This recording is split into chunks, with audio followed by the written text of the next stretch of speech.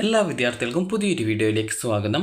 ഈ വർഷത്തെ +1 higher secondary second supplementary allotment ലഭിച്ച വിദ്യാർത്ഥികൾക്കുള്ള അഡ്മിഷൻ തിങ്കളാഴ്ച അവസാനിക്കും. അതായത് ജൂലൈ 29 വൈകുന്നേരം 4 മണി വരെയാണ് വിദ്യാർത്ഥികൾക്കുള്ള അഡ്മിഷൻ എടുക്കാൻ സാധിക്കുക. അതുകൊണ്ട് തന്നെ അലോട്ട്മെൻറ്റ് ലഭിച്ച വിദ്യാർത്ഥികൾ അഡ്മിഷൻ എടുക്കാനായിട്ട് പ്രത്യേകം ശ്രദ്ധിക്കേണ്ടതാണ്. അതുപോലെ തന്നെ വിദ്യാർത്ഥികൾ ശ്രദ്ധിക്കേണ്ടത് അഡ്മിഷൻ എടുക്കാതിരുന്നാൽ ലഭിച്ച അലോട്ട്മെൻറ്റ് റദ്ദ് ചെയ്യപ്പെടുകയും അലോട്ട്മെൻറ്റ് പ്രോസസ്സിൽ നിന്ന് പുറത്താക്കുകയും ചെയ്യുന്നതായിരിക്കും. അപ്പോൾ അതുകൊണ്ട് തന്നെ വിദ്യാർത്ഥികൾ അഡ്മിഷൻ എടുത്ത ശേഷം പിന്നീട് നിങ്ങൾക്ക് സെക്കൻഡ് ട്രാൻസ്ഫർ അലോട്ട്മെൻറ്റിന് അപ്ലിക്കേഷൻ നൽകാവുന്നതാണ്. സെക്കൻഡ് ട്രാൻസ്ഫറിനുള്ള അപേക്ഷ ജൂലൈ 30 വരുന്നതായിരിക്കും. അപ്പോൾ വിദ്യാർത്ഥികൾക്ക് ഈ റിസൾട്ട് ചെക്ക് ചെയ്തിട്ടില്ലെങ്കിൽ hscap.kerala.gov.in എന്ന വെബ്സൈറ്റ് ഓപ്പൺ ചെയ്ത ശേഷം കാൻഡിഡേറ്റ് ലോഗിൻ എസ്റ്റാബ്ലിഷ് എന്ന ലിങ്കിൽ ക്ലിക്ക് ചെയ്യുക. ക്ലിക്ക് ചെയ്യുന്ന സമയത്ത് നിങ്ങൾക്ക് പിന്നീട് നിങ്ങളുടെ ആപ്ലിക്കേഷൻ നമ്പർ, പാസ്വേഡും അതുപോലെ തന്നെ ജില്ലയും നൽകാൻ സാധിക്കും. അത് കറക്റ്റായിട്ട് നൽകുക. പാസ്വേഡ് മറന്നു പോവുകയാണെങ്കിൽ ഫോർഗോട്ട് പാസ്വേഡ് എന്നുള്ളൊരു ഓപ്ഷൻ ഉണ്ട്. അതുപോലെ തന്നെ വിദ്യാർത്ഥികൾ ആപ്ലിക്കേഷൻ നമ്പറോ മറ്റോ മറന്നു പോവുകയാണെങ്കിൽ ഇവിടെ get user name or application number എന്ന് പറഞ്ഞുകൊണ്ടുള്ള ലിങ്ക് ഉണ്ട്. അതുവഴി നിങ്ങൾ അതിൽ പറയുന്ന ഡീറ്റെയിൽസ് ഒക്കെ കൊടുത്തു കഴിഞ്ഞാൽ നിങ്ങൾക്ക് ആ ഒരു കാര്യങ്ങളൊക്കെ തിരികെ റിക്കവർ ചെയ്ത് എടുക്കാനായിട്ട് സാധിക്കും. പാസ്വേഡ് പുതിയത് റീസെറ്റ് ചെയ്യാം.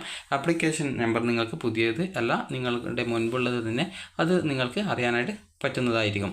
ഇനി വിദ്യാർത്ഥി ലോഗിൻ ചെയ്ത് കഴിഞ്ഞാൽ നിങ്ങൾക്ക് പിന്നീട് കാണാനായിട്ട് സാധിക്കുക നിങ്ങളുടെ അലോട്ട്മെൻറ്റ് കിട്ടിയിട്ടുണ്ടോ ഇല്ലയോ എന്നുള്ളതാണ്.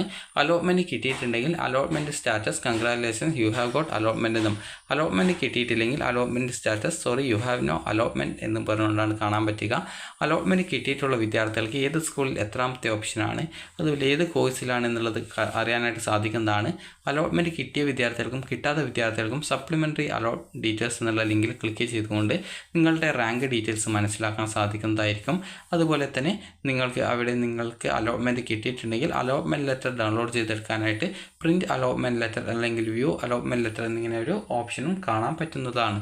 അപ്പോൾ വിദ്യാർത്ഥികൾ അത് കറക്റ്റായിട്ട് ശ്രദ്ധിച്ച് നിങ്ങൾക്ക് അലോട്ട്മെൻറ്റ് കിട്ടിയിട്ടുണ്ടെങ്കിൽ അലോട്ട്മെൻറ്റ് ലഭിച്ച സ്കൂളിൽ ഇന്നും നാളെയുമായിട്ട് പോയിട്ട്, നാളെയല്ല തിങ്കളാഴ്ചയുമായിട്ട് പോയിട്ട് അഡ്മിഷൻ എടുക്കുക. അപ്പോൾ ജൂലൈ 29 വൈകുന്നേരം 4 മണി വരെയാണ് വിദ്യാർത്ഥികൾക്ക് അഡ്മിഷൻ എടുക്കാനുള്ള സമയം നൽകിയിട്ടുള്ളത്.